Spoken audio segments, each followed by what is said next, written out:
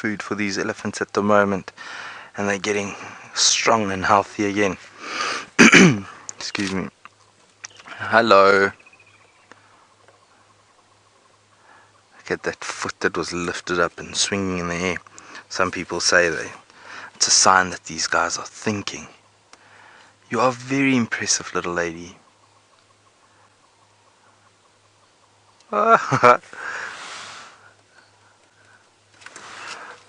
Doing a bit of modeling for us there.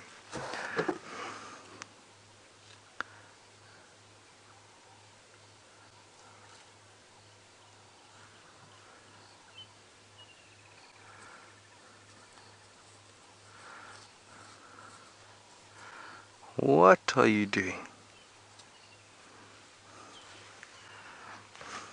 Going over to his sibling again. Hey.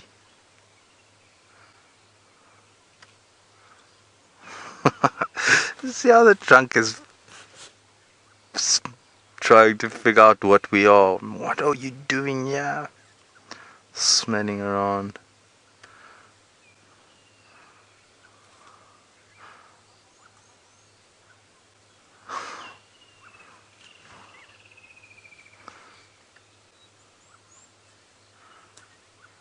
Yeah, there we go.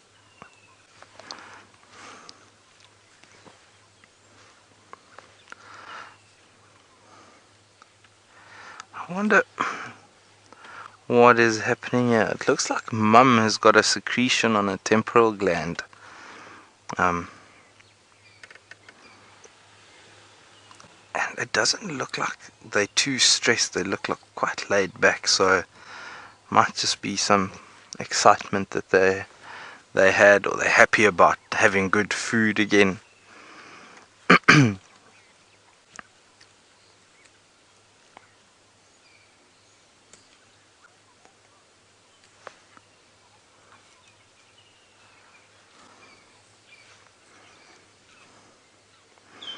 Alrighty, I'm gonna leave these elephants and shoot over to Cheetah Plains, but in the meantime let's go see what James is up to. And our update is, well, not a great deal. Marvin has left us. Marvin the mantis. Sorry, not Marvin. Marilyn the mantis has left us, unfortunately. I'm not sure where she's gone. She could be somewhere in the car. I hope she's flown off to a place where she'll catch more to eat. We are now heading north on account of the fact that we've heard that Karula's tracks with the two cubs went this way. Maybe she's killed something here and hereabouts. Who knows? Otherwise, things are pretty quiet. I'm very excited. I think Effia is going down towards Cheetah Plains, where quarantine appears to be, well, mating. Yes, we got them. As I saw the tracks on the road, leopard, leopard, leopard. Yeah, I got it, thank you. Orbs, come in. I'm just going to tell Aubrey. Should we go in here?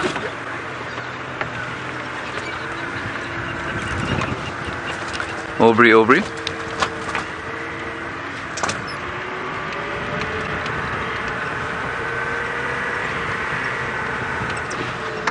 Sorry. Orbs, we've got Karula and family here now crossing Pangolin Track junction with Weaver's Nest going north. Isn't that cool, everybody? The two cubs and Karula. Sometimes life just works out, don't it, Brian? I still am astounded by how uncontrollably satisfied I am by finding leopards. It makes me so deeply happy. Especially this leopard, of course. Marvellous. There we go. Little Hosana, look how stocky he's getting. I want him to walk on the road next to his mum because I want to see the difference in the size of their tracks. And I also want to see if the ones that I thought were perhaps his this morning are. But I don't think they were, actually. I don't think those tracks that I saw this morning were him.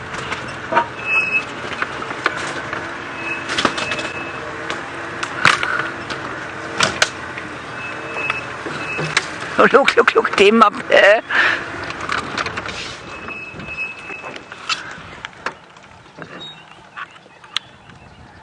He's chasing his sister, his mother patiently walking along the road. You can just see her trotting out. She'd probably try and have a go at Mum just now. Oh, wow.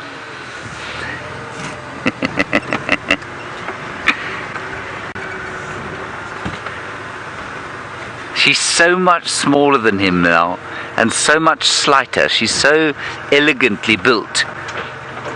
And here we get his tracks. Definitely see Karula's here.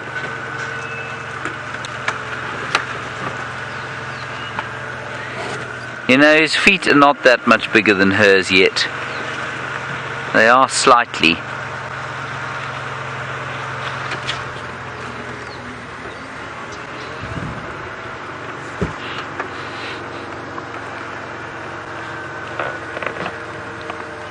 They're right next to us here. I'm just going to get into a position. I hope they're going to come onto this log.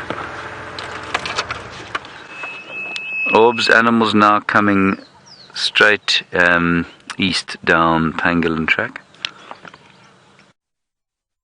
Come just to the left. Here we go.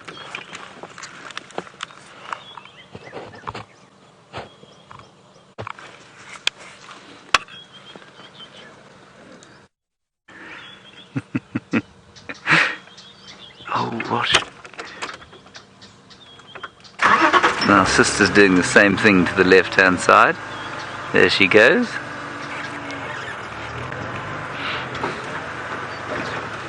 Now I'm sure she must have killed something. Where she stashed it I don't know. They're going north into the drainage line now, their favourite drainage line. Well, not quite yet. You think they'll pop up on the termite? No, she's come down, There she is. And it's completely easy. I'm sure you can all see how much easier it is to see the difference between them than it was, say, 3 weeks ago. He is so much stockier.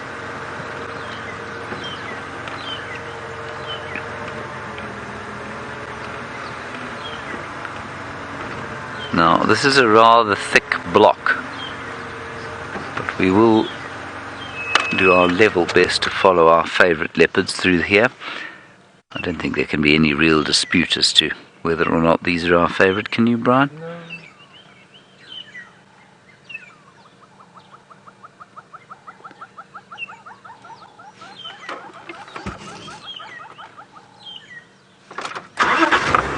Right. Let's move a little bit further forward.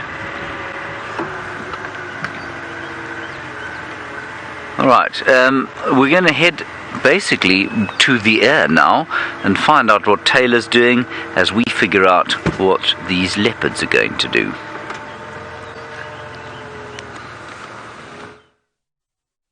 Look at that beautiful view of the horizon as the sun starts to climb higher and higher over the trees, and that's good for us. It means that the cats will be on the move, the lions will be looking for a better spot of shade, and perhaps the buffalo will be looking for a nice group, a bit of water and a spot to then of course lay down.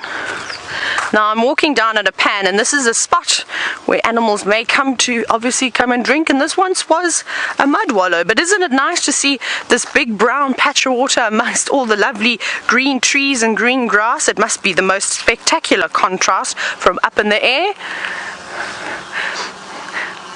I'm now trapped on a little island. David, help! Help me! Obviously, no, I'm okay, so don't worry. But this is really cool, and I suspect a little bit later today, if it's as hot as it is now, David is also there, of course. You can see everybody. I think that this pan is going to be filled with an abundance of different creatures, from butterflies coming down to take a sip of water, or maybe even a tortoise coming to have a drink. Who knows what these mud wallows are going to bring today.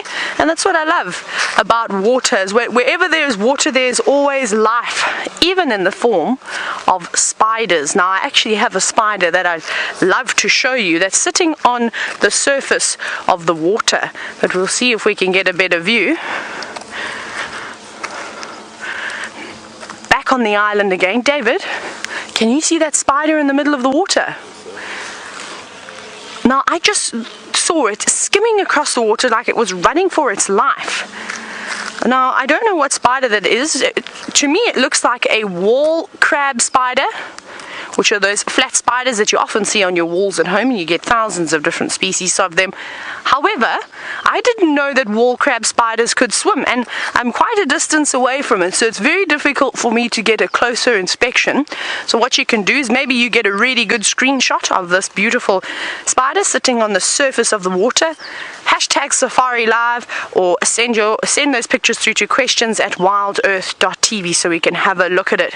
However, if this is indeed a water spider, you can see obviously it's got lovely big legs. It allows it to sit on top of the water and not sink. I'm going to come walking around again. I was going to do a big jump, but then if I fell in, I don't think everybody would appreciate, well, all the equipment getting wet. That was almost not on purpose. And that spider sitting on the surface of the water like that would be waiting for any small insects that are maybe living inside the water to come up on top, or even that are on the surface, and it will snatch it. And I've watched a spider before as a tadpole came up to the surface, grabbed it, and then killed it. It was very, very exciting to watch something like that. Don't think any of you ever thought about watching a tadpole kill. But that's a beautiful spider, but hopefully I get to see some of your pictures, because I'm not 100% sure what it is. Like I said, it looks very much like a wall crab spider. However, it's obviously lost. It should not be out here on the surface of this mud wallow. But spider, have a good day. I hope you catch lots of things, and I hope it doesn't drown either. Let's carry on. Now, Red, you were actually wondering if a frog would eat that spider. Yes, of course, especially if it was an adult, a frog or a toad. They would quite happily munch on something like that. Those bullfrogs that we saw the other morning would love a tasty treat like that. Beetles. Yeah, we've even seen some of those bullfrogs eating smaller lizards. So remember, when you get that size and you have a big mouth, probably bigger than my mouth, you need to eat as much as you can, of course. But sadly, the reason why we actually came to that mud wallow was in hope to find some tadpoles. But alas, nothing there except the spider and, well, of course, Connor and his drone. But we're going to continue now. I don't think we're going to go towards Chele Pan now, seeing as though James has got Karula and the cubs near Pangolin Track, and I don't want to disturb them on foot. So we're going to change our route. We're going to go all the way around, and we're probably going to pop up somewhere around the Djuma Pan and see what's lurking around there. We might go through a couple of little bad spots because there's quite a few drainage systems over here.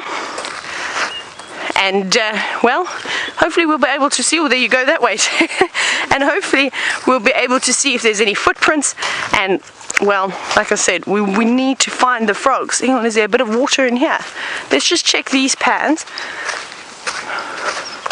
Now, I've noticed that the frogs seem to like to lay their eggs in sort of more grassy areas, and this would have been a good one if the water had hung around, but not. Now there's one little puddle over here.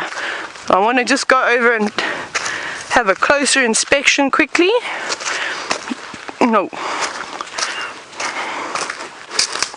David, it's very sad here. Look at, there's not even any water left. It's just a small puddle disappearing. You can see how over the last few days the water level has dropped quite a bit, and it's amazing. all that rain that we had in a couple of days, maybe a week, is just going to completely vanish, of course, into the animals' stomachs, and some of it into the air, and possibly a couple of insects and birds that have been drinking it too. And then you have to also blame the big elephant or the big buffalo or rhinoceros that comes splashing into these puddles and squirting all the water all over the show. That's wasting water. Not allowed to do that. Now, David, be careful you don't fall into the mud wallow. So I'm only allowed to be the one that falls and does crazy things, not you, David. We can't break the equipment, but we can break me. It's okay. We'll just put some plasters and some cement or something like that, and I'm sure I'll be good to go. Oh, we've got another one.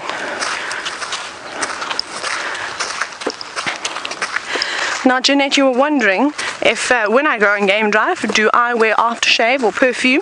Yes, I do, and I'm going to find you some right now. Now, where are you? I'll show you my favourite scent in the bush. Though some of you probably know my favourite scent in the bush. But of course, can you believe it, David? There's not anything that I'm looking for. Okay. The dung beetles have eaten all of my favourite scent, can you believe it? But I often will take an piece of elephant dung and just, pat it on the neck, on the wrists, sometimes at the back here, and it's just wonderful. No, of course I don't know. Jeanette, it's not necessary to wear aftershave and cologne, especially if you're going out on a walk. You want to smell as natural as possible, otherwise the animals will smell you from a mile away. So I put sunscreen on, that's fragrant, deodorant. Normally most of us try and use non-scented things. I just don't think it's sort of a very typical African thing to do, especially if you're taking guests out on safari, is to come out smelling like, who knows, whatever your favorite brand of perfume or cologne is. Rather better just to smell a little bit like the bush, maybe like a fire. That's actually the South African, I suppose, a natural sort of odor is to smell like a barbecue, because we're always braaiing, we're always doing all those types of things. And we've got one more mud wallow to check. Will we find some frogs, some tadpoles, some anything? I don't know.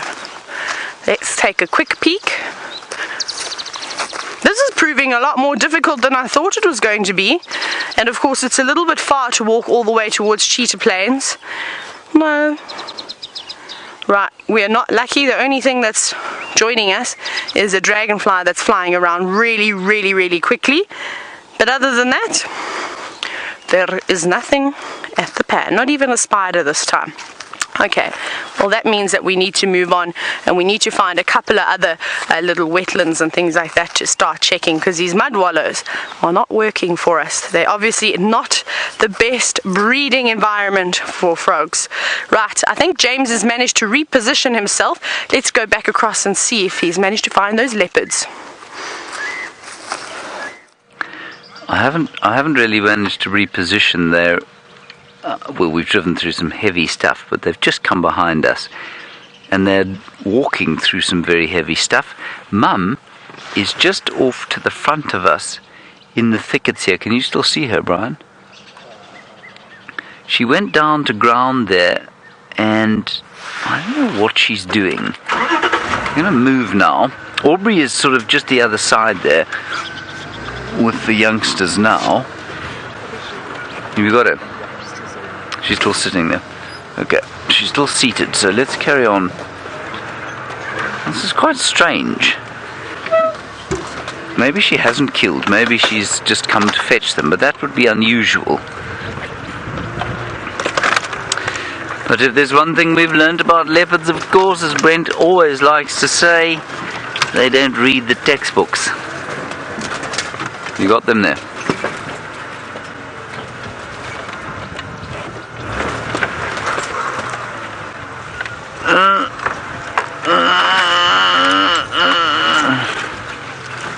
Hold on. Ow. Ow. Careful, everybody. Watch your dentures. Are you right, Brian? We're going to hit this tree, aren't we? No, we made it.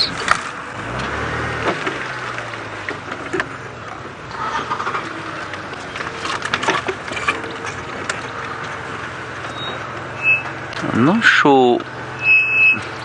Mum's off to the left somewhere. And the youngsters have now gone into these thickets here, and we don't have a view. I'm going to just stick our noses in here.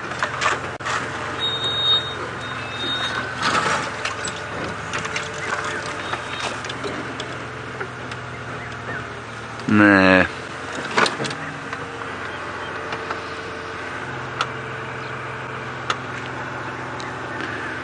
Alright, I think that we need to head straight back across to Ifvia. I think he succeeded on Cheetah Plains.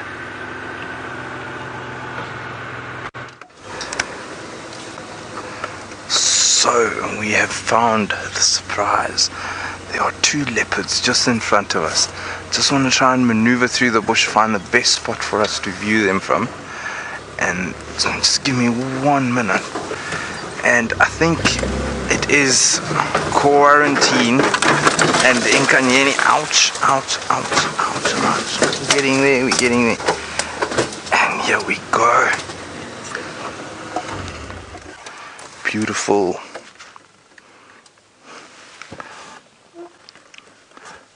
So, this is the surprise.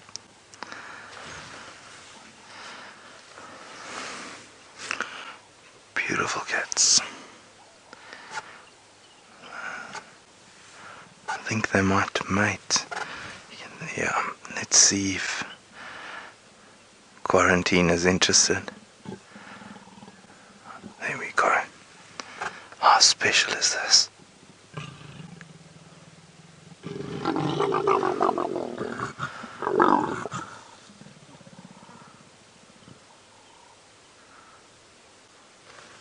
How awesome is this? Just look at those eyes, she's looking straight at us. So business done and dusted, and this will happen relatively often, every 20 minutes or so, I would say. So they'll sleep, mate, sleep again, mate again, sleep again. I think that'll keep going for a while. So let's spend the morning with these 2 beautiful cats. How amazing is it to see 5 different leopards on a morning sunrise safari? Morning, Andrew.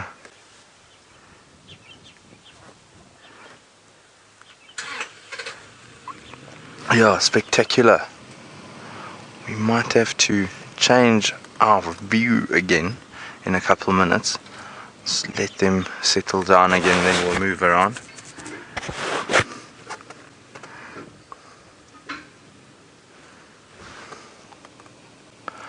So 2 absolutely new leopards for me this morning. I haven't seen these guys before. I've seen Inkanyeni's son Vatumi the other day, but haven't seen Mum or Quarantine yet. So maybe you guys can tell me a little bit more about these leopards. Quarantine sounds like quite an interesting name, so there might be a story behind that. Maybe you can let me know what that is.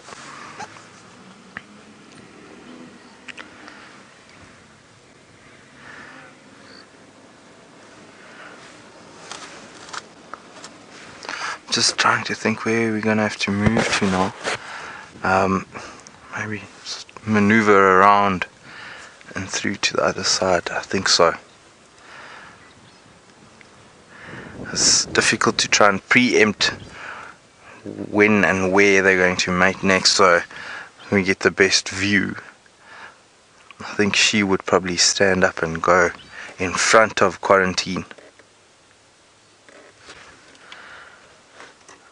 A yellow-billed kite that just flew over us. Is that what you were looking at, Darian? Okay.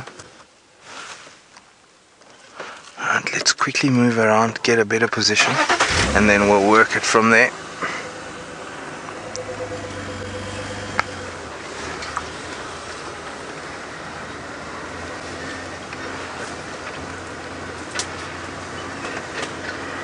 Roger, you would like to know if there's been any updates on Vatumi. I'm not sure. I haven't heard anything from anyone yet, so I'm not 100% sure when the last time he was seen and what he's been up to. I heard there was some commotion between him and Mum and quarantine, but yeah, I haven't heard anything again after that. I think this is going to be our best spot for the moment. To get the best shot, we'll have to wait for these leopard to do their thing.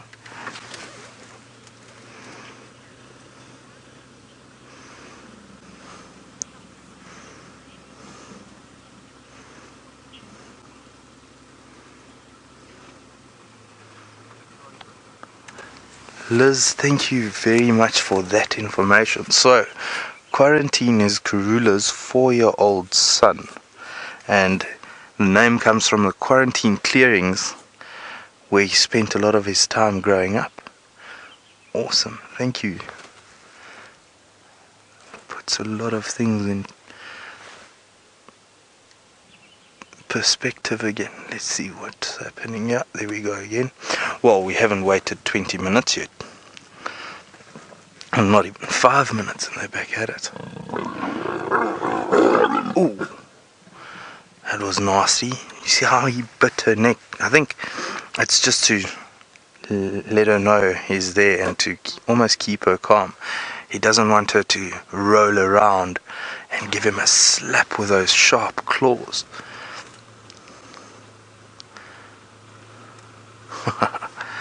Awesome.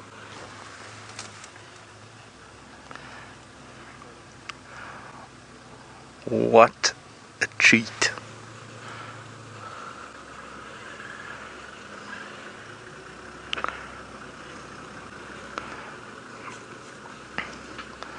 Folks, while we stay with these beautiful cats and spend some more time with them, let's go see what Tayla is up to on Bushwalk. You're going to have to come a little bit closer to have a look and see what I found over here. It's not a tadpole, it's something else. And I think I'm going to need your help to identify this one because they are so tiny and small. No, don't go away. They've just disappeared. Come back. Come back, little things. We have to find them again. David, we have to look very carefully. They're in the water. There's one. Can you see it swimming around there? Where the bubbles are, just down to the left. It's gone underwater now. Come back. Come back, whatever you strange little creatures are. Now we've just got to be patient because they're a little bit nervous of us, but they're the most incredible looking things you've ever seen in your life in this little mud wallow. No, of course. They're camera shy, David. Looks like it. No, come back. Please come back. You were so cool. They look like little fishes, but they were weird. Not fishes. Fish. Fishes is not a word. I'm an adult. I can't use things like that. Wait, we'll find one. We'll get one. Where are you? Where are you? You've got to scan, David. Are you scanning? Yep. There. You see that where the grass seeds are? If you go down, it's coming to the middle. And you see it with your eyes. Yep. And now it's going underwater. There, to the right. You got it? You got them. Look at those strange little things. Oh, sorry. I'm trying to figure out what they are. Now, they were out and about and quite happy, but now they've obviously got a bit nervous of us as we've been standing for too long staring at them. There's another one popping out of the water. Now, this, if you can try and get a screenshot, if we can, hopefully they're going to settle down in a moment. Here's another one. You'll see there's a whole lot of them there. They're going to come to the surface now. There we go. Now they're popping up. If you can try and get a screenshot of one of those. You see, David, there's actually lots here. There's a whole group of them. I can't see what David's looking at. And they look like little fish to me, but their eyes are so bizarre the way that they're positioned on the side of their heads. So they could also be the larvae of something else. But if they are fish, which is what they look like,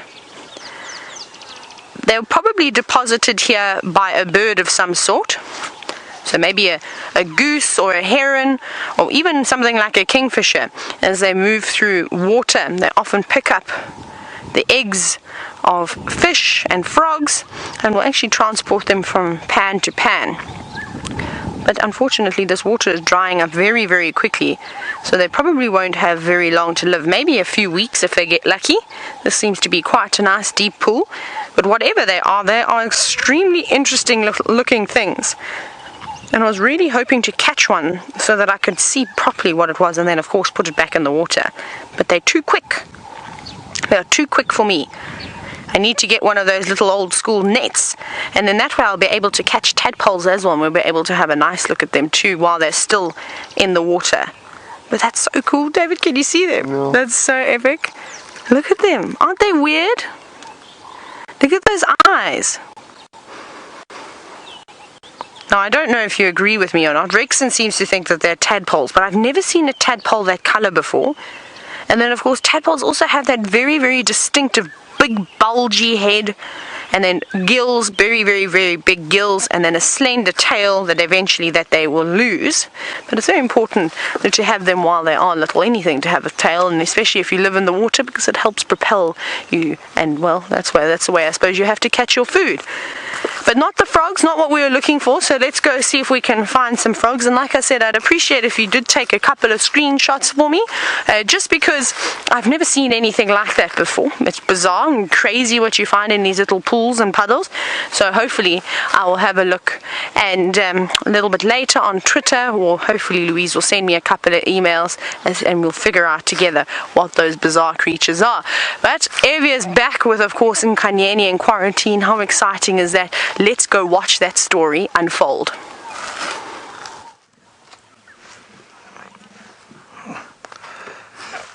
There's a lot of action happening. This is the 4th time they've mated since we've been here.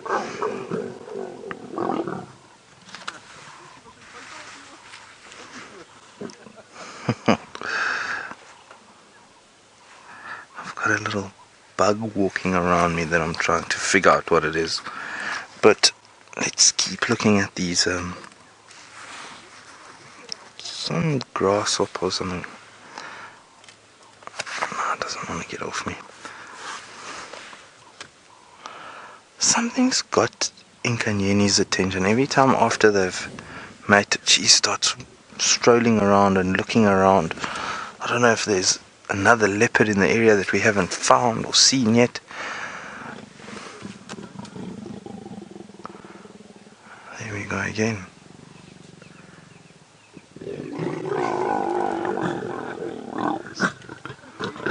Oh, she's not happy with...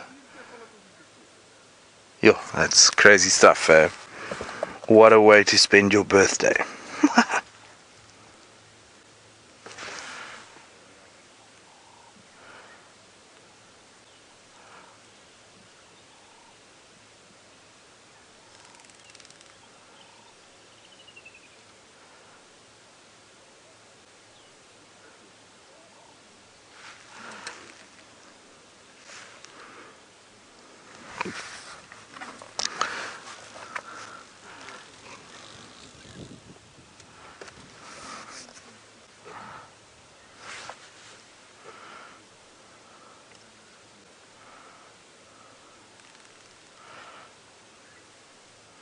So I wonder when these leopards started mating. I mean, the first we heard of it was yesterday.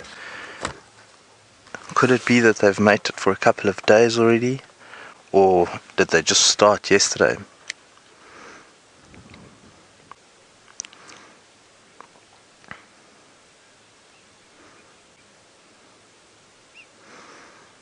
This quarantine male is quite a big leopard. He's a massive cat for only 4 years old.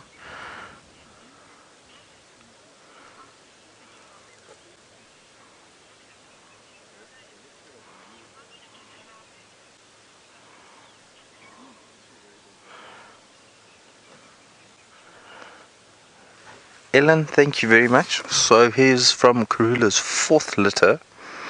He's got a brother that I can't pronounce the name. I'll have to listen to that again. And then his father is Mvula. Is Mvula still around?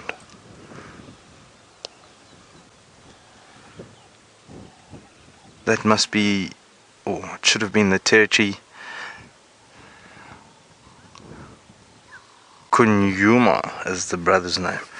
So I suppose then Mvula or Tingana has taken over the area of Mvula.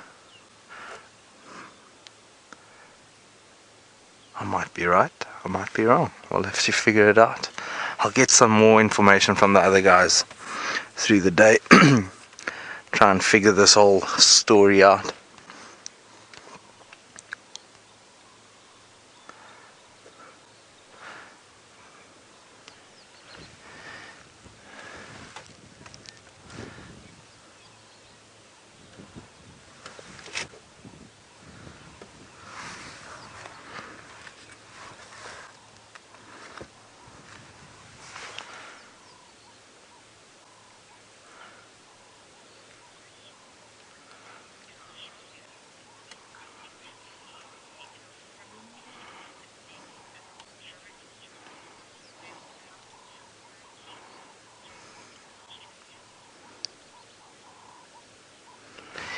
Gail, a very valid point and question that you have is, could Inkanyeni be in a false estrus and just keeping quarantine busy, giving young Vatumi a chance to maybe move further afield, move further away and protect him in that manner?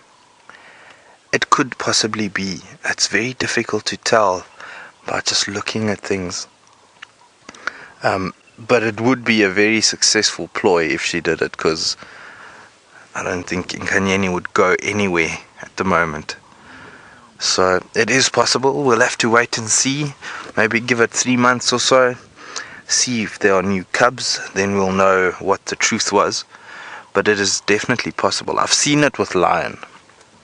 I've seen it with a pride of lions called the Southern Pride. They went through almost a disastrous time to an extent. A tough life where different males kept coming into the area trying to take over the territory, and the females did go into a false estrus and kept these males busy and the cubs away from the males for a very long period before, well, the cubs ended up surviving because of that, because the males were kept away from them for a while. And I think the first set of cubs that came about actually was 2 different males that fathered those cubs, but these 2 males that are now the dominant ones must think that they are the fathers. So yeah, it's quite interesting how these creatures work their magic and do their thing to make sure that their cubs survive.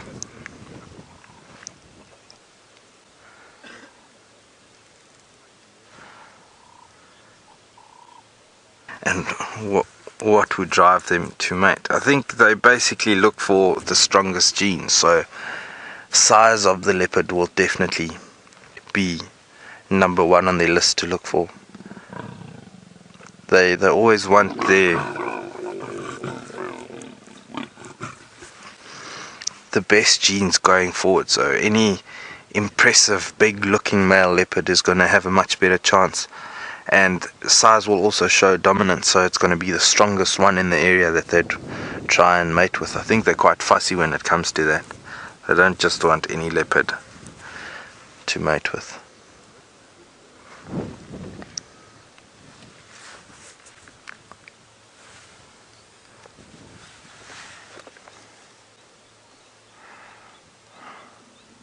I think I might have figured out what Inkanyeni has been looking at. There's, I think, 2 vultures flying around far off, right in front of us. It's basically a spot in the distance. But I think that might be one of the things that she's been looking at, what those things are up to. And I can't even see them anymore, they're so far.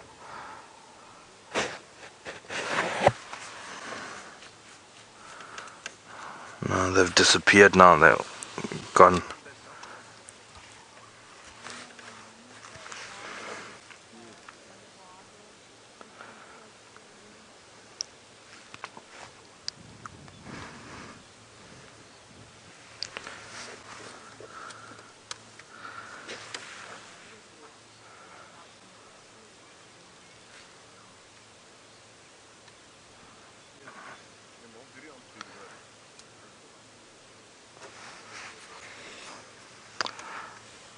So folks, we've got some decisions to make. I just heard something on the radio that I might want to go and... well, while I make my decisions and try and figure out what's happening, let's head over to Tayla and see what's happening on Bushwalk. Radio, we're trying to point out a tiny little spider to you. Okay, David, my short arms are going to see if I can reach. There you go. I'll hold it. Have you got it? Yes. There we go. That little spider is something that I haven't seen in many years. And that is called a kite spider. I used to see them a lot in the Eastern Cape as you go down into the valleys. They used to make their webs across the roads, them and the bark spiders, of course. And this little spider is actually in the orb web family, so not too strange from the bigger ones that we do see. But they've got the most amazing, I suppose you could call it a shell on their back. Look at how crazy that is. And that's where they get their name from, because, well, their back looks very much like a kite. And if you were to Google kite spiders, you would see that you get different shapes and different colors, some pointier than others, red and white, yellow, and the most outstanding little colors on them. But like other spiders, they catch little insects, and they're not particularly big, so they would have to catch small things like little midges and flies that were to land in that web.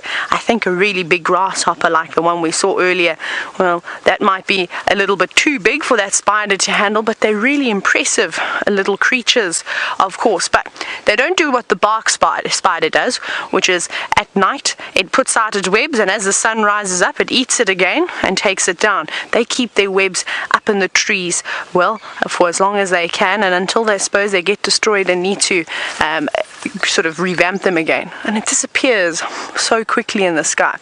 But not venomous, well, not to us, of course, as humans.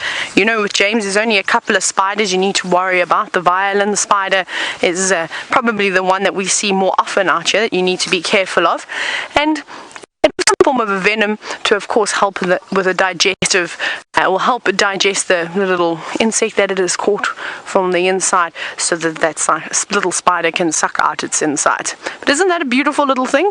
And Rexon found that for us. But now, David, we have to go back out of here. We're going to have to try and squeeze through this tiny little gap.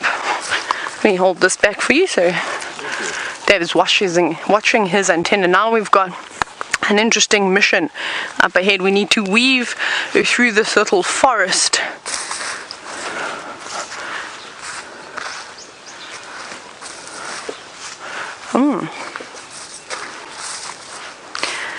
Hello, now Daddy Nature, just going back to those funny little things that we saw earlier. Now you said that you wondering if they could possibly be the dragonfly larvae. So dragonfly larvae looks very much like an insect. It actually reminds me a little bit of a lightning bug. What's it like? Glowworm. A glowworm larvae with those sort of very sharp armor plates on its back. But I wonder what else it could be. Maybe a damselfly larvae? I don't know what that is. I'm going to have to do a little bit of research, but I hope maybe you've taken a couple of pictures, but it looked very much like a fish, except the only strange thing about it was that its eyes were positioned out on the side of its head. And I know guppies, we all grew up probably having guppies. I don't know if you know those tiny little fish with the beautiful big fan tails, and they're really tiny and live in sort of brackwater. Initially I thought maybe it's one of those, but a bush guppy. But now, thinking back, it's probably not one of those, and maybe it's the insect larvae of something. David, are you ready for a climb? Yes. David's ready for a climb. Right, let's try and weave through here. David, it's going to be a bit tricky with your big antenna.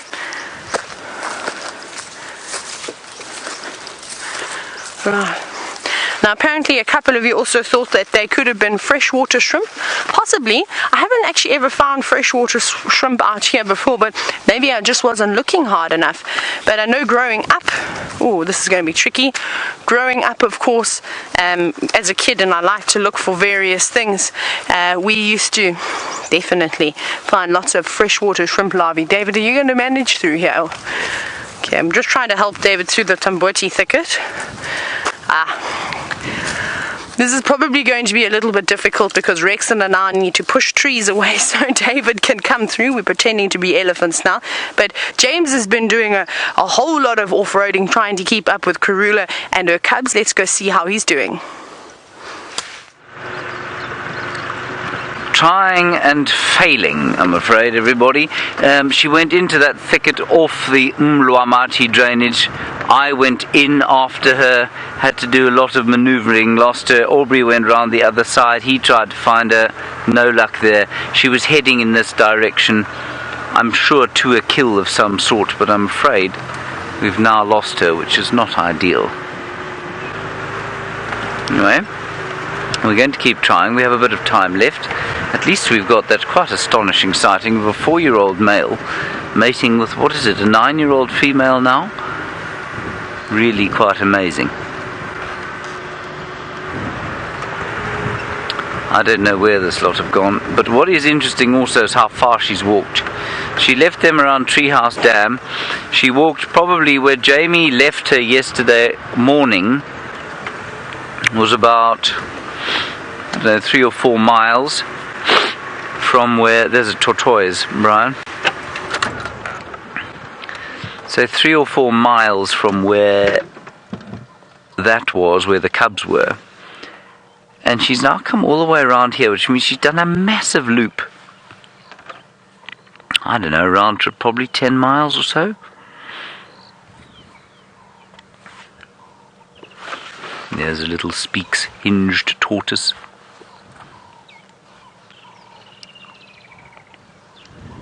I'm just listening to the radio quickly. Hang on a second. No, I thought somebody had found them.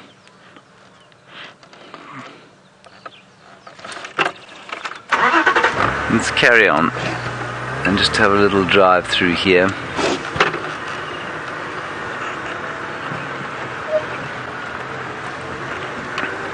I have 2 thoughts, Renee. You say, what are my thoughts about quarantine and Inkanyeni mating? 2 thoughts.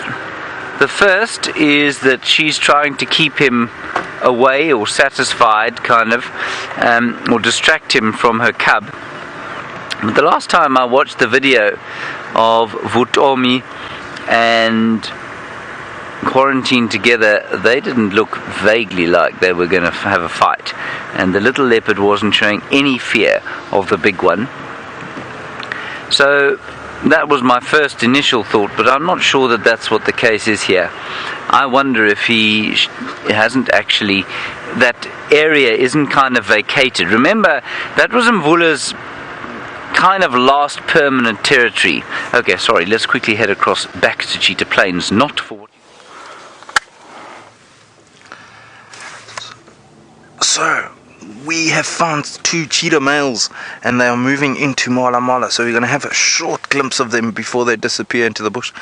Let's keep our fingers crossed and they do decide to move into the open area so we can get a better view of them again. So fingers crossed, let's see what they get up to. We're going to spend a couple of minutes in this area. Lovely. It's those guys I saw the other day in a distance when me and Brent had that mammal challenge. Let's go forward. It looks like they're heading more towards that open area.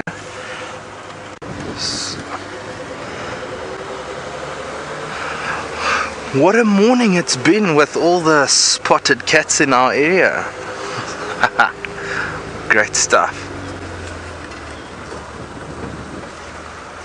I'm just going to shoot past these guys quickly. Some people in front of us. Morning, morning. Lola. Let's try and quickly shoot across and get a better view. Are they coming out yet? Okay, I can see them again. Let's go forward a bit more.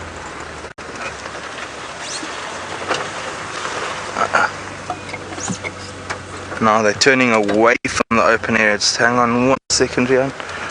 If we can maybe get a shot through here.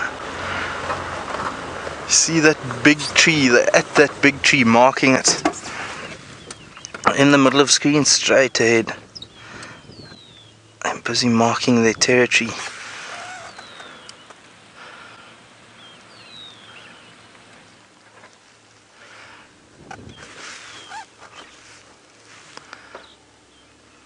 Please come onto the open area, you beautiful cats.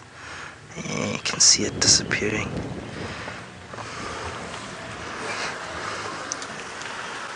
Fingers crossed.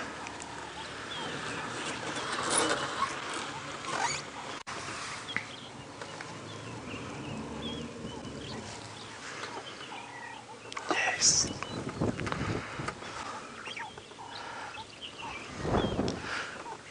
Come on to the clearing. I think let's roll forward again.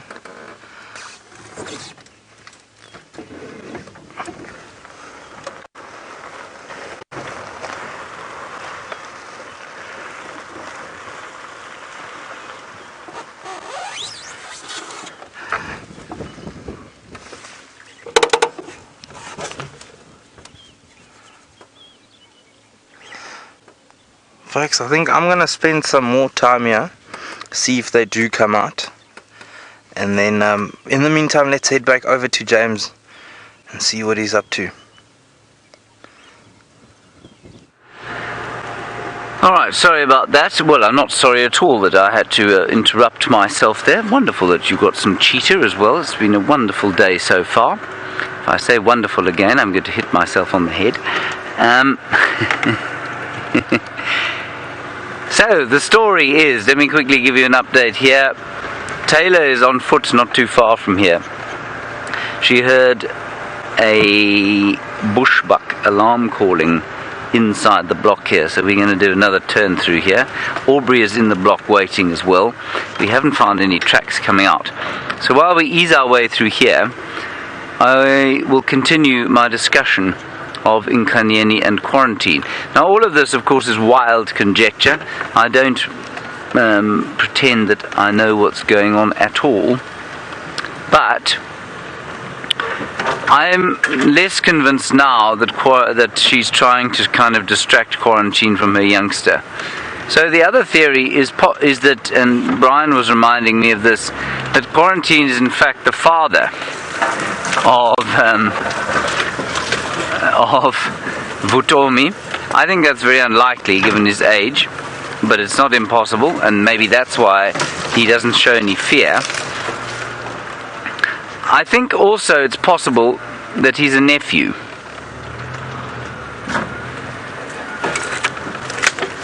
And a nephew because it's possible that Shivambalani is the father, but it's also possible that he's a brother, because Mvula could be the father. And Mvula is Quarantine's father, of course. So it's all very interesting, and excuse me not looking at you, I'm just worried I'm going to hit a stump or something. So we'll keep looking through here. Then the other interesting thing is,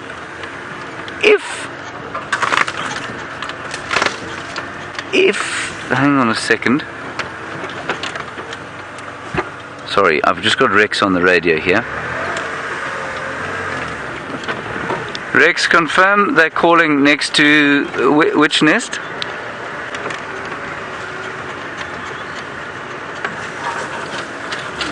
Okay, they're calling quite close to the nest, so nowhere near here. They're calling next to Inga's house, so maybe she's turned round. Oh, gosh, it's all so confusing. Anyway, we'll figure the mystery out eventually. There was something else of vital importance I wanted to say. Oh yes, now Quarantine has pretty much taken up the territory vacated by his father, which has kind of been touched on by Shivambalani. There they are.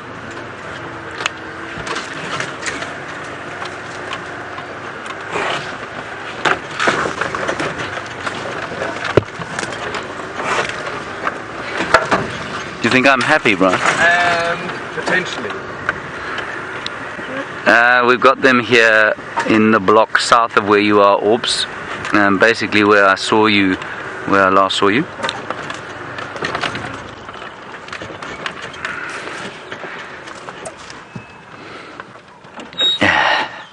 No, not very close. Sorry, the first time I saw you when I came out of the drainage into the block. There's the female. So that's Karula. What is she looking for here? And let's just keep looking because the babies will be around here somewhere, I'm sure. Right, let me quickly finish my quarantine discussion. So those are the theories. Trying to draw Quarantine's attention away from Vutomi.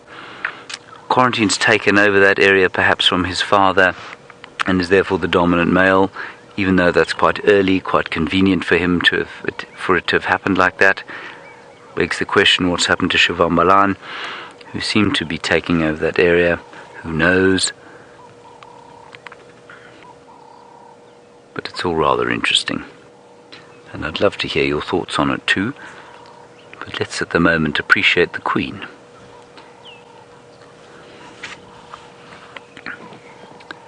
Negative, she's out in the open here, standing still. Aubrey was just asking there, does she have a kill?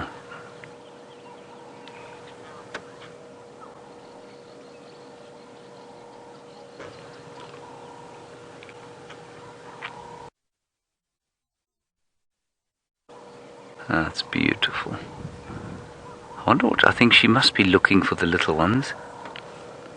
And if I do sound a little bit distracted sometimes, it's because there's so much going on in my ear on the Game Drive channel. There were 4 or 5 people looking for this leopard.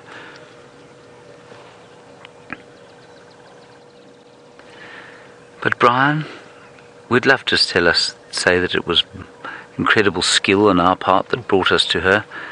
But we'll probably have to confess that there was quite a lot of blind luck involved. Marvellous.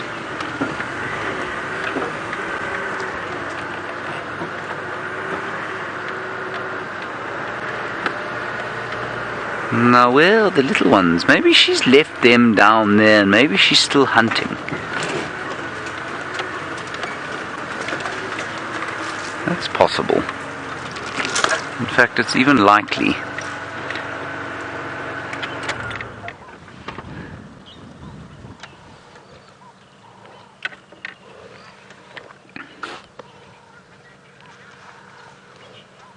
Right, Effia is back with the cheetah, so let's head back there before I hit some really thick, windy, impenetrable forest.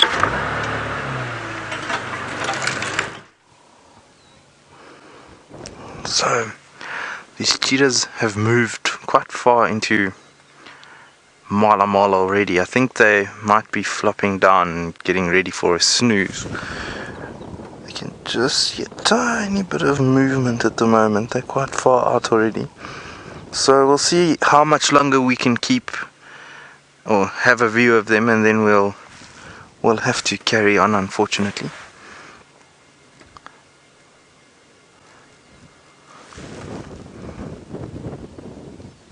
I can't see a thing. Oh, there it is. Maybe I should roll. It looks like it's flopped down, so let me roll forward a meter or two. We might get a better visual of it. You can just see the head sticking out behind that bush. And then we'll work it from there.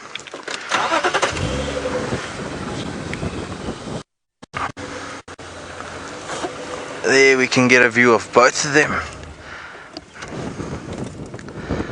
There we go. Hello, boys.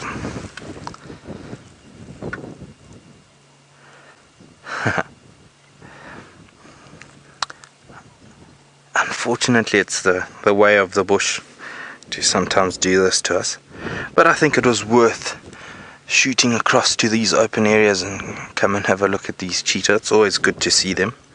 It's not something that's seen too often, so it's very nice to be able to say hello to them. It's been a day of the spots, eh? Really, 5 different leopards and 2 cheetah, so a successful morning on the side of all the spotted cats.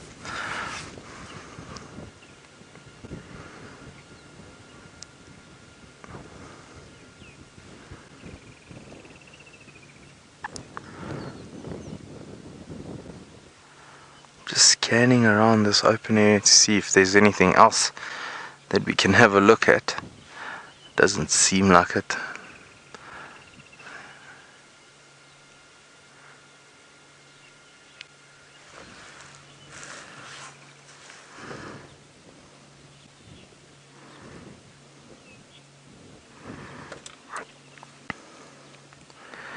James, you're asking if I ever witnessed a successful cheetah hunt.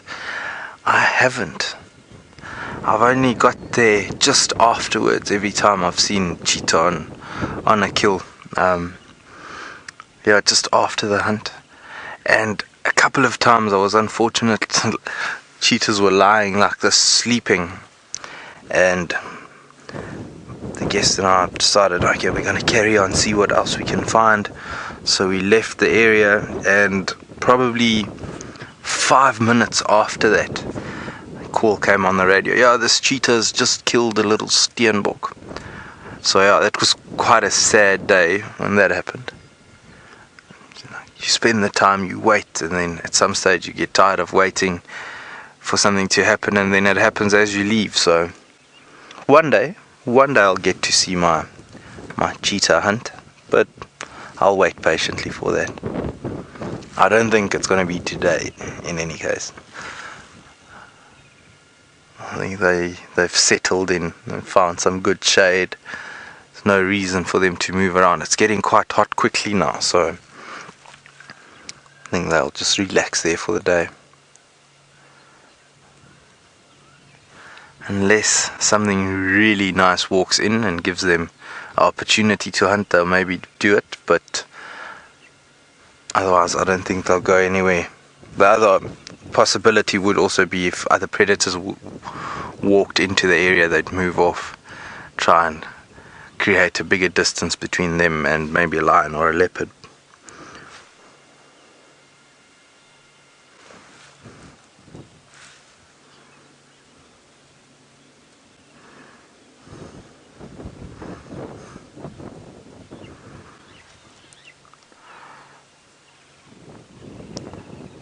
Miss Sky, the best hunt I've ever seen. It might not be. Well, there's two that stick out. The one was a female leopard that caught a bushbuck. It was quite nice. We literally stopped looking at the bushbuck. We didn't see this leopard at all, and from nowhere, just this flash came past our vehicle in front of us. And grabbed a hold of this bushbuck. So very unexpected, but yeah, it's crazy how quickly things change out in the bush. And another one, although it's not ideal, it was quite intriguing to see. It was a different female leopard that caught banded mongoose, and she'd catch one, leave it, and then they'd run off, scurry off into the long grass, and she'll be back up, leaping through these long patches of grass, and caught the next one. Yeah, it was quite interesting to see her do that. Although it's not the ideal animal that you want to see get killed, a poor banded mongoose. But those are the two ones that stand out from a leopard point of view. I haven't been lucky to see a buffalo hunt with lions to the full extent. Always got there. I've seen them jump on buffalo and all that, but never seen them kill one. Just got there after they've taken one down. So that's also one I'm still waiting for. I've seen lions kill other things. Seen them take down warthog a couple of times. That's also quite a horrific sight. To an extent, we all understand these animals need to eat, but warthogs are quite vocal when they fall prey to these animals. So it's not for the faint-hearted to look at those things and sit there and watch and not be affected too much. So folks, I think we're going to move on. I don't think these cheetahs are going to give us anything more, but for the time being, let's go see what Tayla is up to on Bushwalk. My first safari live slug. How cool is this? We found it creeping along the road, and we've been seeing lots and lots of obviously African land snails, but I've been wondering when we were going to see a slug, and well, it's very good at climbing over all these obstacles. It doesn't want to take the easy route and go around. And look at those two little tentacles that you can see on the top of its head. It's actually got two pairs of tentacles. The ones that poke out of the top of its head have got tiny little eye spots on, and those are used as sort of light sensors, so that helps them maneuver around. And then the ones that they have at the bottom, they use for taste sensors, and they can retract both of those, so if a bird were to come down or something were to get too close, they would pull their little tentacles in and keep them safe, and then they stiffen their body up and it becomes quite hard. And I don't know if a slug is a tasty thing to eat, especially with the mucus trail that they leave behind. And as though it's probably not too tasteful to us or to any of the other animals, it's essential for the survival of the slug, as it uses it as sort of a barrier between the debris on the ground and of course the foot, which is the underside of its body, and it helps them move around quite nicely. And I think that sort of mucus that it secretes as well would also be a chemical defense of some sort, because I can imagine if a dog, or like I said, a bird would try and eat something like this, I don't think it would be very, very tasty at all. But we do know one little creature that likes to feed on snails and slugs, and that is the firefly larvae. So you better get a move on.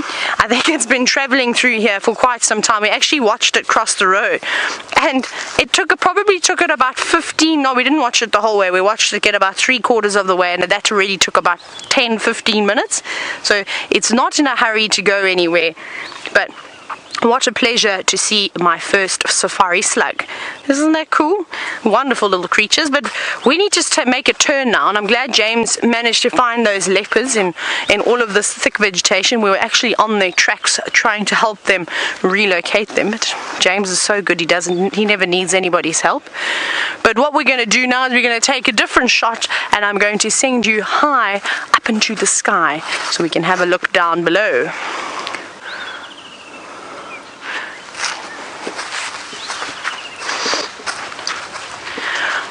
So we're on a road now, we're on the long walk home. Of course, like I said earlier, all the green grass, you should see there's lots and lots of little mud wallows coming up as well. This area is actually quite prolific for these little mud wallows. The ground is, I think it's got quite a bit of clay in it, so when the elephants and things come walking down, they make big indentations on the ground, and then of course they fill up after any amount of water has landed in them. Isn't that beautiful though?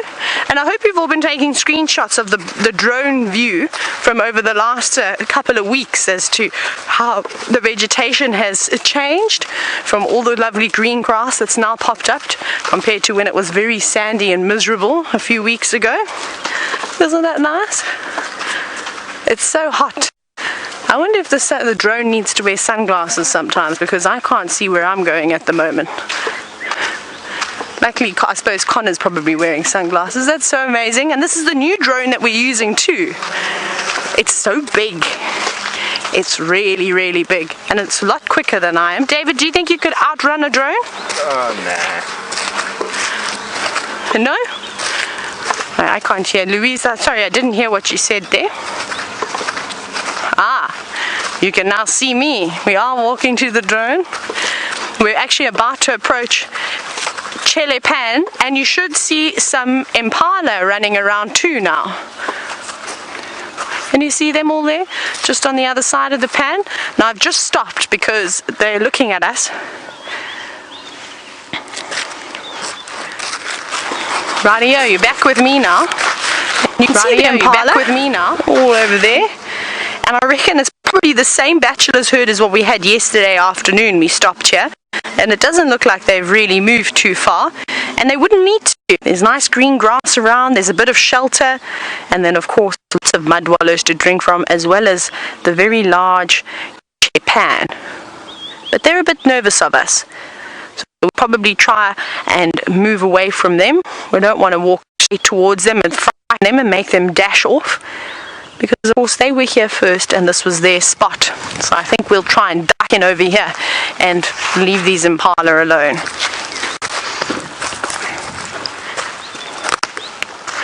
Rightio, we've got a bit of bundu bashing ourselves to do, which can be quite difficult, of course, on bushwalk. But let's go across onto James's vehicle, and hopefully the Queen is now settled down. There's very strange things going on here, everyone.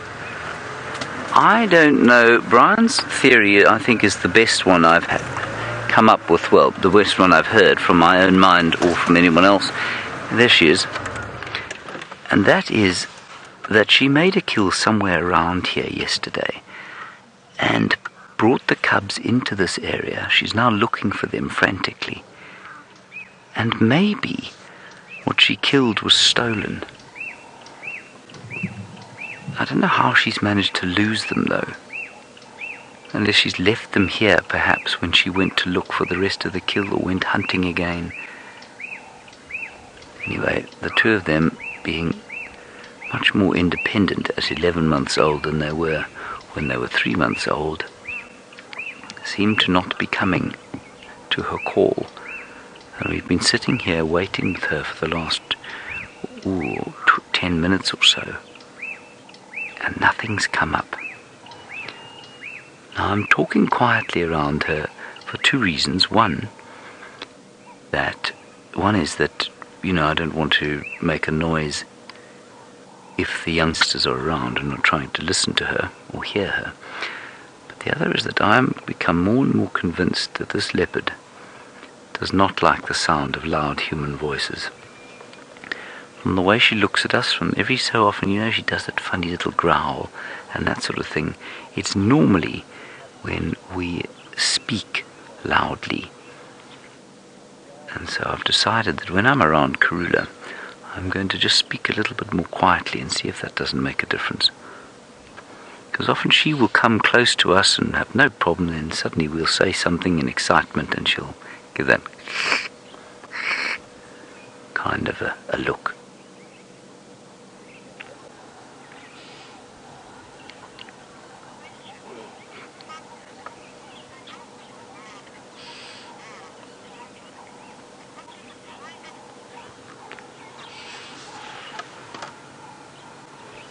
Hello, Fuzzman.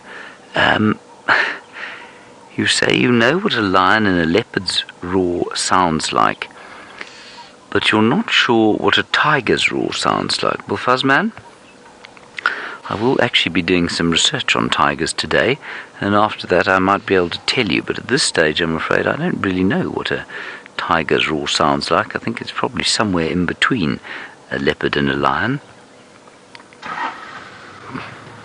And of course, as you know, Fuzzman, and everyone I'm sure knows, just in case you don't, no tigers here.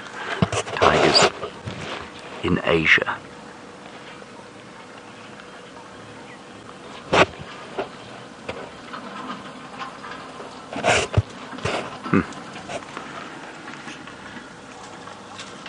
I'm just scanning with my binoculars to see if I can't see the recalcitrant youngsters somewhere around here.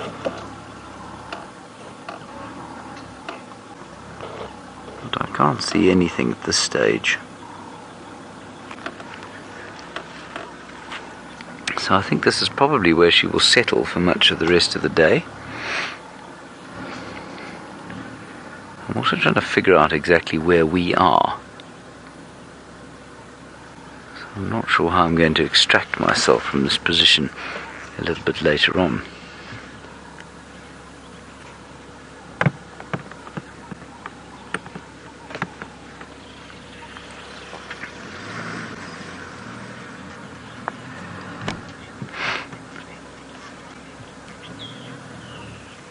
Heather, you're wondering while we watch this leopard move through the bush whether the cameramen spot animals too, or if they just have to stare through the camera. Heather, without the cameraman's eyes, I promise you we'd find half of what we find. They are higher up than the presenters.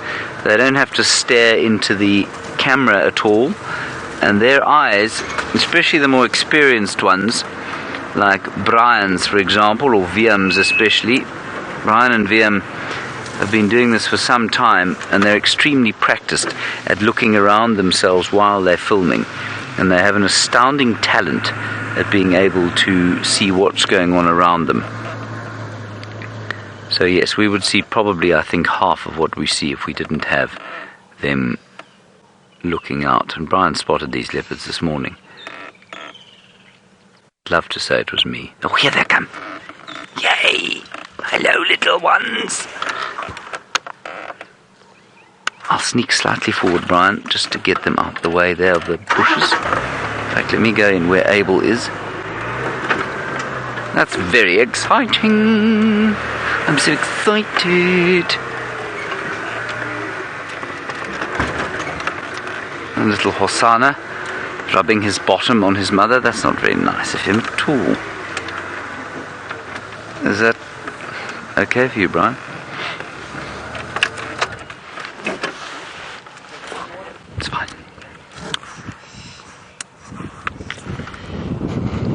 Now, where's Xongile? So nice when that happens. You can almost feel the relief on the mother's face.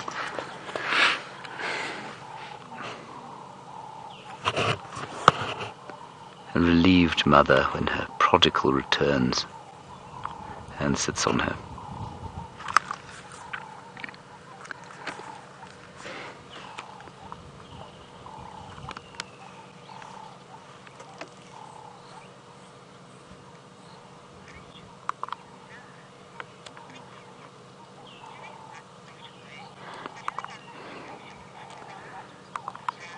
Hello, Zaz. That's an interesting name.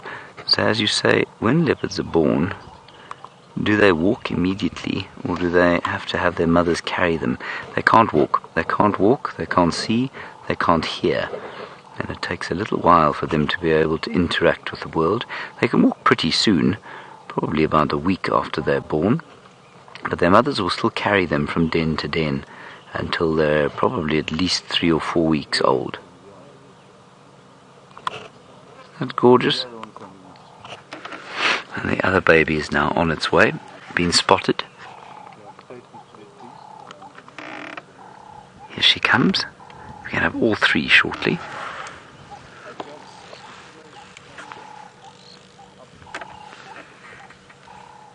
That's just Abel and his guests telling us that they can see Xongile on her way here.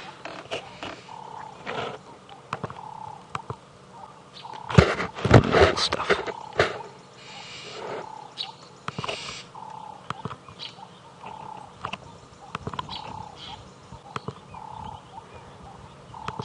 Now, if we can get all 3 of them together, that will just make my day.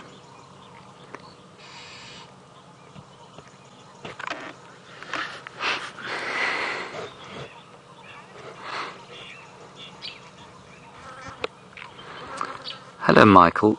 It's not a difficult, at least it's not an easy question to answer this. You say, when Xongile goes independent, how will we know for sure that she is gone for good? Well, it doesn't really happen like that. It just kind of one day it is. So she'll spend more and more time on her own. She'll start marking a territory, and this will happen over the course of her sort of puberty, if you like. So when she's about 2.5 years old. So although she'll be independent of her mum from any time from now, she will still be around her mum's territory. Then when she hits puberty, sort of 2.5 years, maybe 3 years, she'll start marking territory. And that will then be the indicator. But it's a gradual process, Michael. It happens over a period. And at the end of that, she'll just, she just spends less and less and less time with her mum until they are not with each other anymore. It's not a kind of, like when a human being used to leave home. It was a sort of quick process, pack your bags and off you go. It doesn't really happen like that here. There's some squirrels very irritated up ahead, so although Xongile is there, she doesn't seem to be in any rush to get to her mum and brother.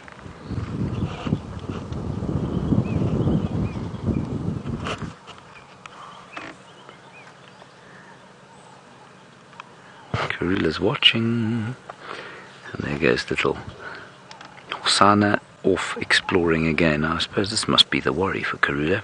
She gets one under control and then the other one disappears.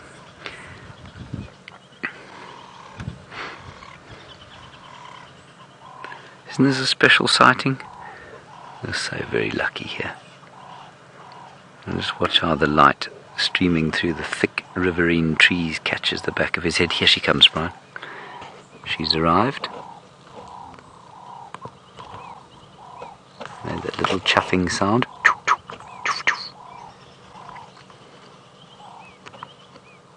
She does seem to love them both very much, doesn't she?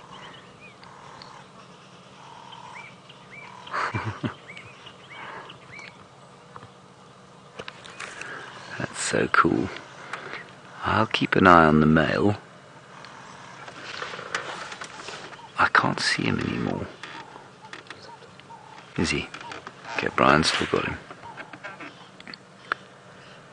Now there's an example of Brian keeping an eye on what's going on around him, not just looking at what's on camera.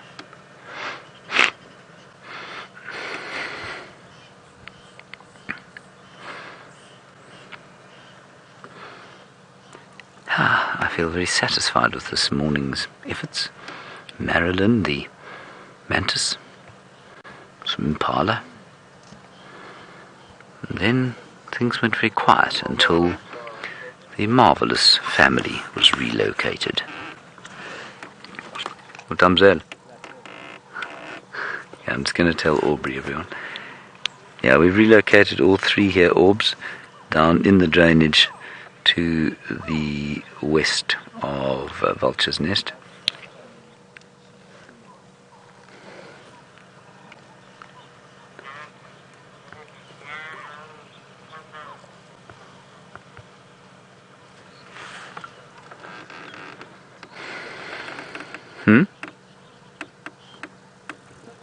A bit of blood. That's interesting. Which one? You mean? I can't. The screen has got lots of reflection on it, Brian. I can't see. Oh, there. Yes.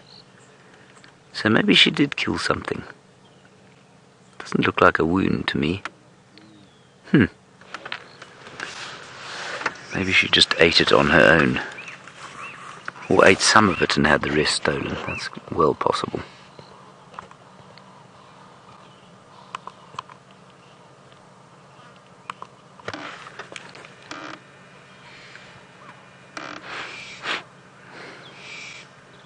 Let's see if she goes up the tree.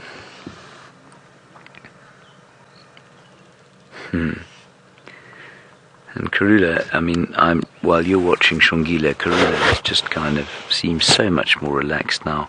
Not on edge, not looking around. Very happy to have the youngsters with her.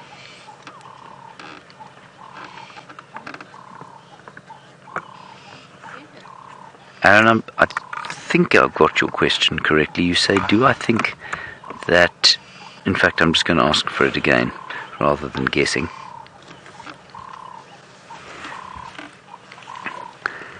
Where in Africa are leopard hunts most successful? Aaron, I would say simply it's a function of the amount of prey that there is. So I don't think that leopards anywhere are particularly more successful than others, except to say that in an area where prey is denser, I think they probably kill slightly more often. And it will also vary hugely with the seasons. But I think you'll find out here in the Sabi Sand, you'll struggle to find leopards that kill too much more than these ones do. They do very well here.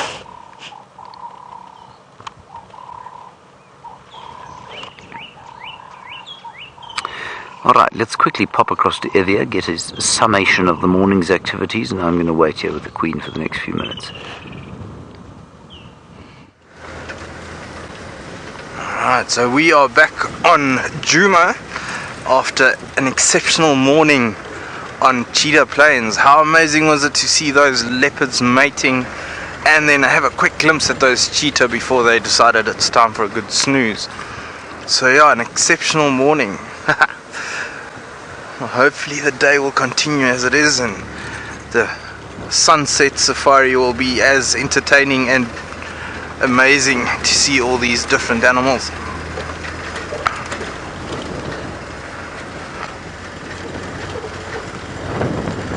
Folks, it's been an exceptional morning and sharing the African bush with you today. I'm going to say goodbye for now. We'll see you again on the sunset safari. But in the meantime, let's go over to Tayla. She's also got something to tell you.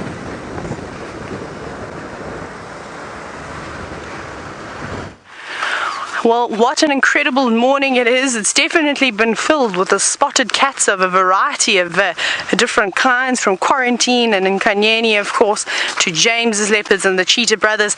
And I've just had lots and lots of little insects today. The slug for me was absolutely fantastic because it's my first Safari Live slug. And well, we'll see you again this afternoon. So hopefully we'll be able to get a couple more drone shots up in the air and watch as the vegetation develops below us. But I'm going to send you back across to James now. So from myself, David, from me, and of course the man Rexon, we hope you have a wonderful day, and we'll see you this afternoon. Let's go back to James. Just a little bit more reuniting going on here, nothing particularly astounding, but just so special. What a morning we've had.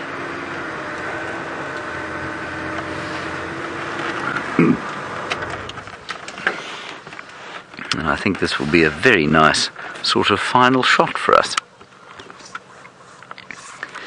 I don't know if you watched yesterday's show, everybody, but Karula timed the ending of the show almost as well as Jamie, and she just climbed up a tree and looked silhouetted as the final credits rolled.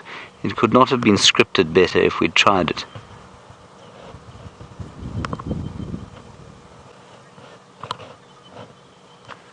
Anyway, we've got 3 minutes left. Here comes little Hosana.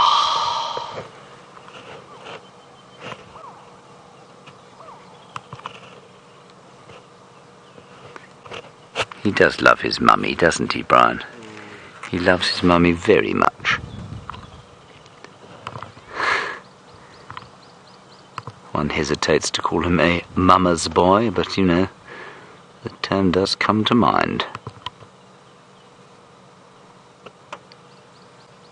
But all young male leopards are mama's boys. They struggle to sit still, these things, don't they? They like to explore. She's gone off to the left, into a thicket,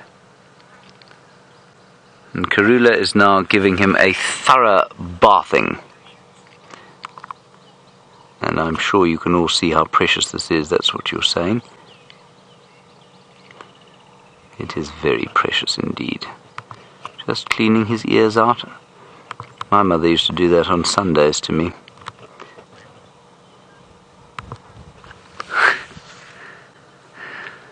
Brian, when did your mother used to clean your ears out?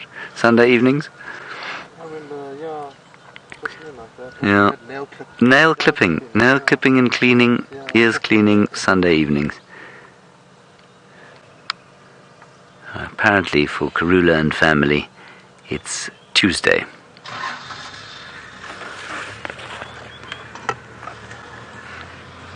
There'll be one slight move backwards, so that we don't get run down by Abel. Not because Abel's trying to run us down, but because he can't see anything.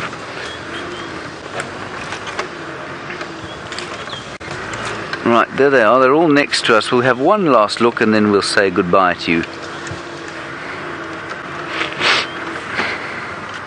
Sorry, Brian, let me get you in here. Alright, everyone, that's going to be it from us. I hope that you've had a wonderful drive with us. We've had a wonderful drive with you. Thank you for coming on our little journey. We will see you this afternoon, of course, at 4 o'clock. Not sure who will be walking or who will be driving. Probably me on foot and Jamie and Tayla in the vehicles. Until then, stay safe and happy wherever you are, and we'll see you this afternoon. Bye-bye.